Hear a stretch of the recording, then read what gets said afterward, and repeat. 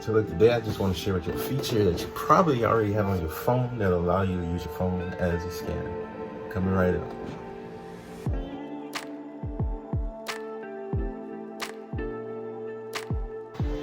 So why are you guys still fighting with bulky scanners or paying people to scan your products for you when you got this nice, wonderful computer in your back pocket?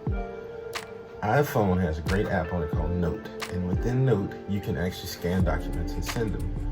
So that makes it a whole lot easier for all of you guys that are in school, that are working from home, running your businesses from home, or whatever the case might be.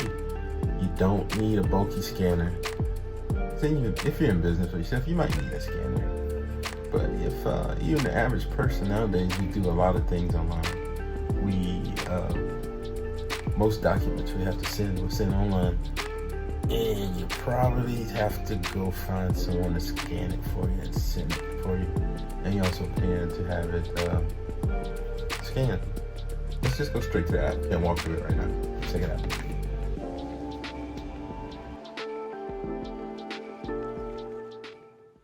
Okay, so let's pull up the app Note, and I've already created a folder called Personal Folder, and I've written out a document that I want to scan. So let's click in the bottom section and pick Scan, and from Scan we just snap the document that we want to scan.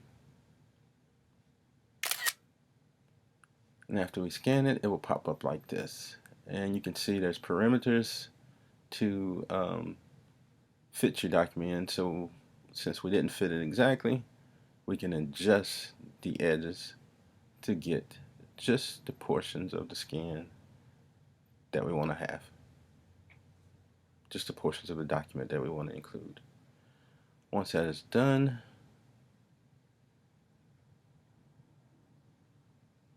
we'll click Save, and there we go. We have a document scanned.